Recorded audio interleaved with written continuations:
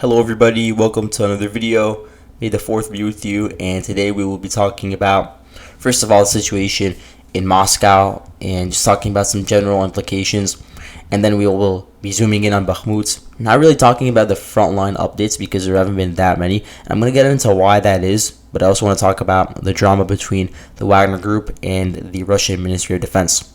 Let's first quickly talk about the situation in Moscow because I thought this was a pretty interesting incident, and 2 days ago it was really making the news a lot. But now that the dust has sort of settled and everything's died down, we do have a clear picture of what occurred. So I'm happy that I didn't upload this video earlier because I probably would have given some less complete picture of the situation. And again, there was also like a lot of misinformation about potentially changes to DEFCON warning systems. And I know that the official Twitter account of DEFCON, they were warning that Russia was sort of readying their nuclear arsenal, especially their aerial capabilities, such as the 295s and 222s, and that is not confirmed by any means. But let's actually talk about what really happened. And so, according to Putin's press service, they say that on the night of May 2nd, well, technically it could be the early morning of May 3rd, because at least in Moscow time, it occurred at around 2 a.m. But what they said is that the Ukrainians attempted to strike the Kremlin with 2 UAVs, in that both of them were intercepted using electronic warfare systems, and there were no injuries in the incident. So there was a lot of videos of this.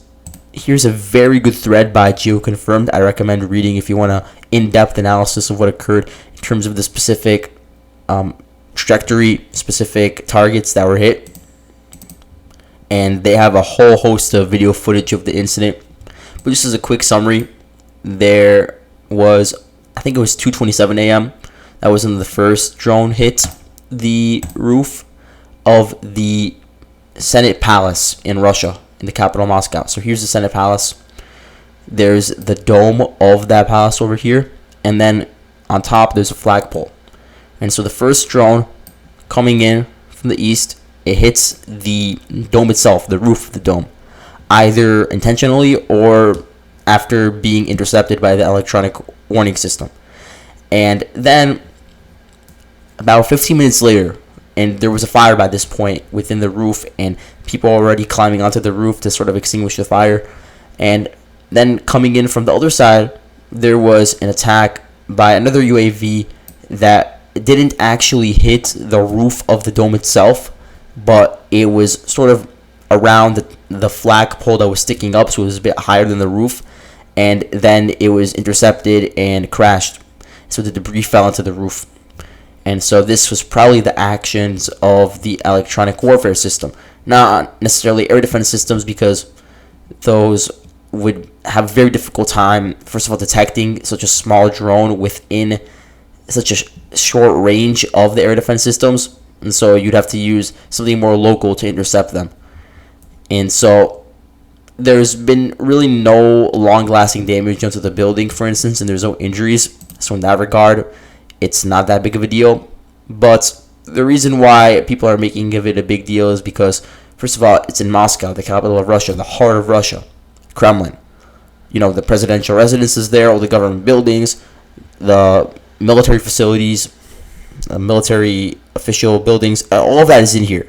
And so the fact that Ukrainians, and I'm sure they didn't do this alone, I'm sure that the Ukrainians received some sort of help from Russians within the country that are dissatisfied with the government, maybe elements associated with the anti-Putin movement, Navalny, I don't exactly know, Free Russia movement, whatever you want to call them.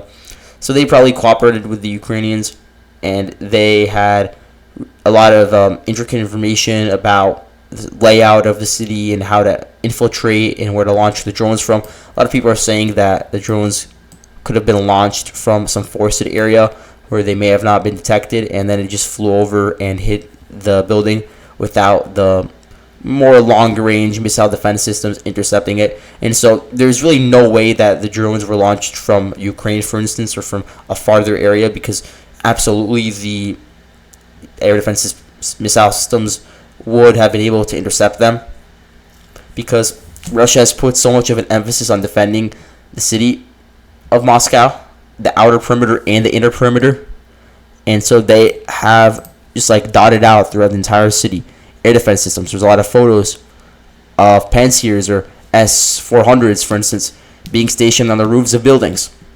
But again, that's for more long-range missiles or for drones that are detected from farther out, not necessarily for a small-scale UAV that's within the city itself. And so the fact that the SBU has been able to penetrate Russia, it's a huge psychological blow to the Russian government, to the Russian people.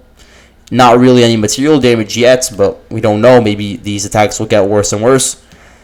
And in terms of the Ukrainian claim that this is a false flag, I just don't see how that's realistic. I don't believe this is a false flag. I believe that Ukraine carried this out with help from Russians opposed to Vladimir Putin.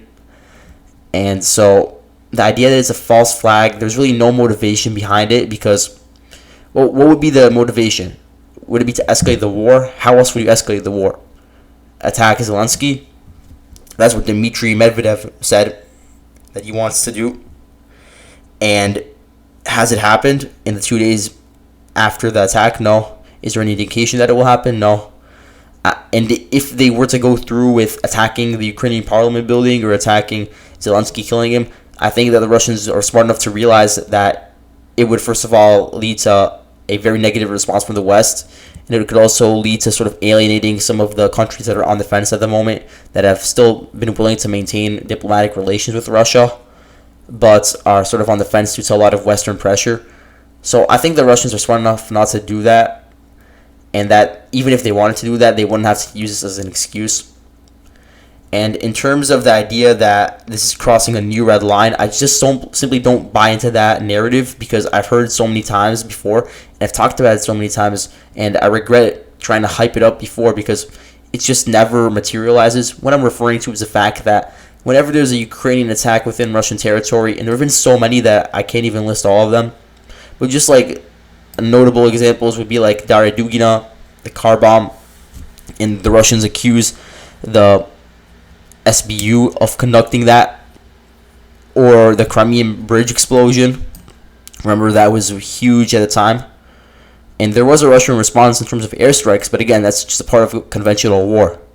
And then, there was the sinking of the Moskva, there's attacks on the border regions, Belgorod, there's shelling of the city itself with Tochka Uz, there's raids into Belgorod region that killed civilians. Again, how many times have we heard this story that Russia's going to have this magnificent response that has been totally unheard of in the war up to now, and it's never materialized. And in the 2 days since the attack on the Kremlin, it hasn't materialized either, because really, what do you expect them to do? Launch a nuclear strike because of that? Because there's not really much else that Russia can do within the context of a war with Ukraine in terms of escalating it, because they're already in a full-scale war with hundreds of people dying per day, with missile strikes on like key military facilities. Like, what else do you want? They're in a conventional war. So that's my thoughts on the situation. And again, we're gonna forget about what happened to the Kremlin in like a few more days. Nobody will bring it up again. It'll just be sort of like a footnote in the conflict's history, just like all the other examples that I pointed to. That's my thoughts. But let's go to Bakhmut, where there is much more important drama going on that I do need to mention. I would say it started on May 1st. This is when Prigozhin said that the Wagner group, they were only getting 800 out of the 4,000 requested shells they were supposed to be receiving from the Russian Ministry of Defense. And this is, of course, on a daily basis. So they were only getting 800 a day from the Ministry of Defense. Obviously, they could get shells elsewhere. For instance, they were getting shells from Soledar. In Soledar, the Ukrainians, they had stored a lot of weapons caches underground in the salt mines. Now, estimates, I don't know. I heard pro-Russia sources say 300,000 crates, but I don't believe that. And then in the videos released by Prigozhin, he says that the stockpiles there could arm 1 million Russian soldiers. Of course, it's all exaggeration, because you don't really have that many Ukrainian forces within the salt mines, such a deeply concentrated area. But nonetheless, there are at least tens of thousands of weapons and shells and grenade launchers and other such equipment stored in this entire salt mines complex. And so a lot of that could be utilized by Russian forces. But nonetheless, in terms of a long-term resolution to Wagner's lack of supplies of shells and other equipment, well, the Russian Ministry of Defense is not helping out in that regard, according to Prigozhin, because they're only giving about 20% of the requested amount of equipment to them. That's as of May 1st. Now, since May 1st, the Russians had tried to continue capitalizing on their gains in western Bakhmut, so they did not decide to go on a head-on attack into the citadel. And when I say citadel, I am referring to the apartment complexes over here. I'm going to circle them. So the Wagner group is avoiding a direct assault on these positions because they are extremely fortified, extremely mined, very dense. You enter with a car, you enter with a person, they're going to get decimated immediately, and they have really nowhere to run. So now the Russians are just trying to encircle this area, or at least cut off their supply routes. And so where do you do that? You do it from the northwestern corner, which is the only other place in Bakhmut that's still under Ukrainian control besides another southern portion that's not on the map. And so you can see how the Russians have made some minor gains in this direction in the past few days, capturing a few more blocks. Captured this polygon since my last video.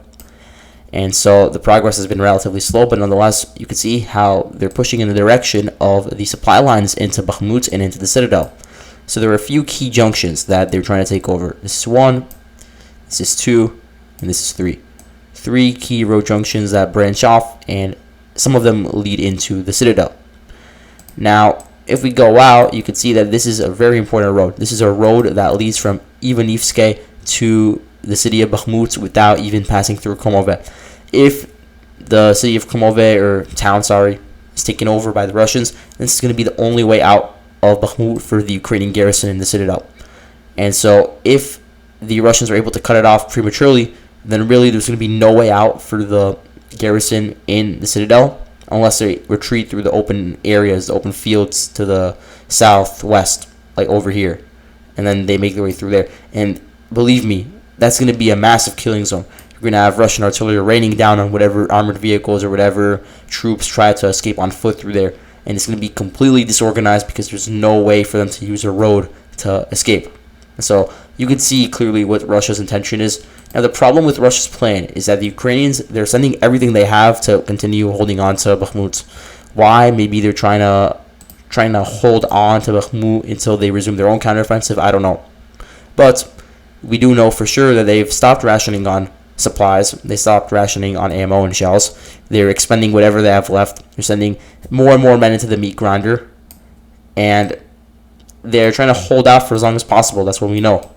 And so how are they doing this? Well, they actually have the high ground in a certain area. So the town of Kromove and its surroundings are actually on a hill. And so this hill gives the Ukrainian spotters a very good position to conduct mortar strikes and other sort of firing attacks onto the Russian forces. And you can see the front line over here. And the Russians here, they won't have that good of cover because, again, they're in the residential districts. In these areas that have very little tree cover, they have a very little cover from apartment buildings. And so it's also in a valley, in a low elevation area compared to the Ukrainian positions in Kromove and on that hill. And so the Ukrainians, even if they have less shells overall, they can still channel whatever shells they do have into this specific killing zone and really decimate the Wagner forces as they attempt to advance. And it's the main reason why the Wagner advance has stalled over the past few days. And this is further compounded by the fact that, again, Wagner's are receiving the necessary amount of supplies that they need in order to conduct, counter battery fire or whatever they need to continue the advance. And so, again, the fighting is just relegated to these residential blocks. Ukraine trying to hold it out for as long as possible, aided by their supports from the 93rd Brigade, for instance, on the hill nearby. And then the Ukrainians are also mounting a protracted resistance in some of these forested areas where they are trying to use the trees to conceal themselves, and they've been very good at doing this. They've done it around Ivanivske as well. They also have a lot of trenches set up to the north of Kromove, so it will be very difficult for the Russians to conduct a head-on assault onto Kromove to take over the high ground. but who knows? Maybe we'll see that happen later. Anyway, what I'm trying to get at with this entire explanation of the front line is that Prigozhin is extremely angry, and he is channeling that blame to the Ministry of Defense, and he's blaming them for a lot of these issues that are going on at the moment. And so today, really the straw that broke the camel's back in this regard is that he released a really, really aggressive, really, really vulgar video. I just read the transcript. I didn't see the video itself because it's pretty graphic. But in the video, he, first of all, curses out, lashes out at the top brass in the Russian Ministry of Defense. You know, Sergei Shoigu was mentioned by name. He's the Minister of Defense himself, #1 guy in the military. Then you have Valery Gerasimov, the Chief of Staff, and the guy that's #1 in charge of the SMO for the Russians. And then, you know, Gerasimov, he has 3 deputies, and one of them is Surovikin, who was in charge of the SMO from October to January. So again, it's 2 most important figures in the Russian military apparatus being directly called out by just the head of some private military corporation. It's something that would be unheard of in Russia, but now we're seeing this happen in real time due to Wagner's unreal influence, especially in Bakhmut.